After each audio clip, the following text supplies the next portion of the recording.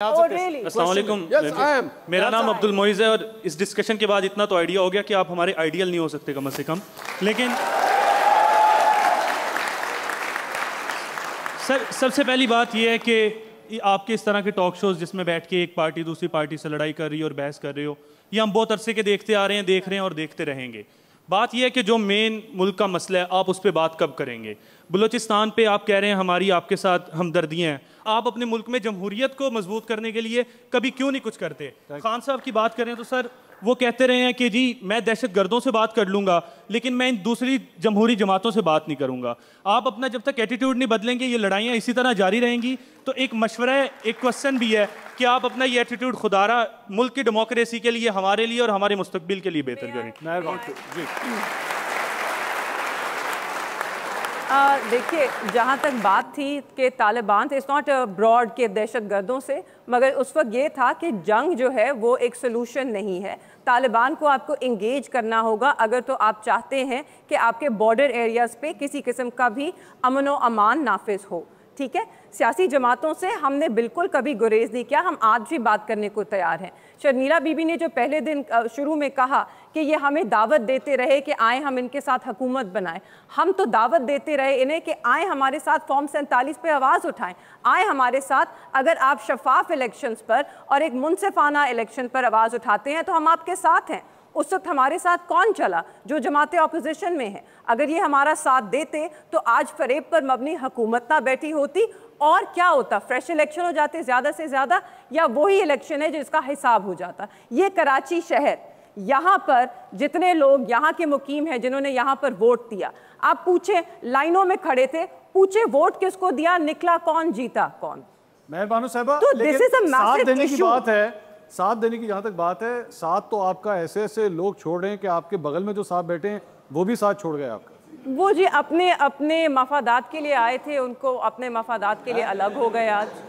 वो तो of course जवाब बनता है जी। मैं मफादात के लिए आया था, आपके भाई ने अपना जमीर बेचा। सबूत दे। आज कभी टीवी चैनल पे और आज एक सेकंड असेंबली में आया है, शर्म आनी चाहिए।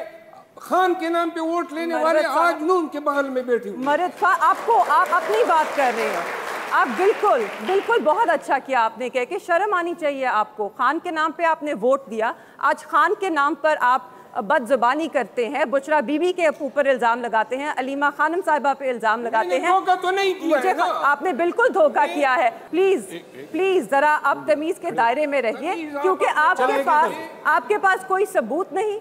आज भी मेरे वालिद हैं जो 600 से जायद दिन से पाबंदी सलासल है, आपने अभी मेरे खानदान पर आपने इल्जाम लगाया। मेरे वालिद ने इस जमात के लिए ना सिर्फ कुर्बानी दी, वो एक सही लीडर है, उसकी अजमत को सलाम। Sir, you can't flip flop on your statements. Earlier आपने कुछ और कहा। नहीं, तो प्लीज आप देखते हैं कि जो पॉपुलिस्ट बात है, इल्जामात मरवत साहब, बात नहीं, आप में प्लीज अगर आप मफादात के लिए ना आते तो आज जमात के साथ खड़े होते। मफादात कौन से सुरखाब के पर आप लोगों ने मेरे सर पे रखे? कोई आपको जानता नहीं था, आपको कोई जानता नहीं था, आपको कोई जानता नहीं था 2 साल पहले। तो आपको कौन जानता था?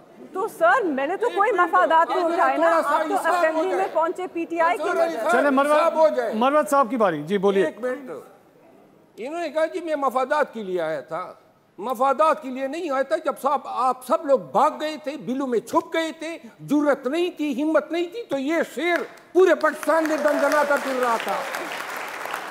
जब पाकिस्तान तहरीक इंसाफ का झंडा कोई नहीं उठा सकता था, पुलिस और एजेंसियों के डर से सारा पाकिस्तान की पूरी पीटीआई की लीडरशिप जो है गैरों में छुपी हुई थी। मुझे तो आप लोगों की औकात मालूम है ना, किसी और को मालूम हो या ना हो, मैं हर हल्के में गया हूँ। इस कराची में मैं आया था और कराची के लोगों 16 के हल्कों में मैंने कैंपेन की है और सारी सीटें यहाँ हमने जीती है, MQM को दे दी गई। मुझे आज कोई पेगोर देता है कि मैं मफादात के लिए आया था।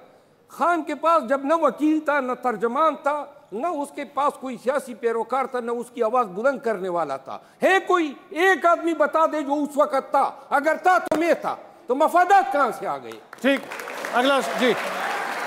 क्वेश्चन जी, क्वेश्चन जी। अस्सलाम वालेकुम जी, मेरा नाम मानव कुमार है और मेरा सवाल शर्मिला जी के लिए है। और उससे पहले एक अर्ज़ भी है कि जब भी आपसे कोई सिंध के बारे में सवाल पूछे ना, आप सिर्फ कराची का नाम ना लें। सिंध में हैदराबाद भी आ जाता है, सखर भी आ जाता है और दूसरे छोटे छोटे शहर और गांव भी आ जाते हैं जो सिंध के नीचे आते हो। आप उनका भी और उनके हालात का भी जिक्र करें। आपने कराची के क्राइम रेट्स का बोला कि आपने उनके लिए क्या क्या किया है। आप मुझे ये बताएं, मैं खुद डिस्ट्रिक्ट कश्मीर से बिलोंग करता हूँ, वहाँ पे बहुत ज़्यादा क्राइम बढ़ गया है और क्राइम बढ़ गया है और लोगों को ऐसे हालात हो गए कि लोग अपने घर छोड़ के आके कराची शिफ्ट हो रहे हैं और कराची उसी वजह से कराची के हालात भी ख़राब हुए। आपकी हुकूमत ने उस क्राइम को रोकने के लिए क्या किया? आपने इंटीरियर के लिए किया क्या है आज तक?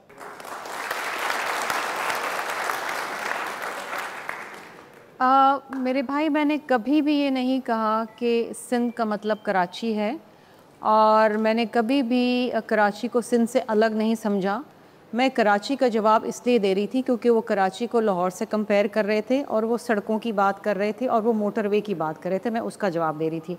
For me Sindh is all the districts including Karachi. मैं कभी नहीं कहती कि कराची और सिंध, मैं हमेशा कहती हूँ सिंध।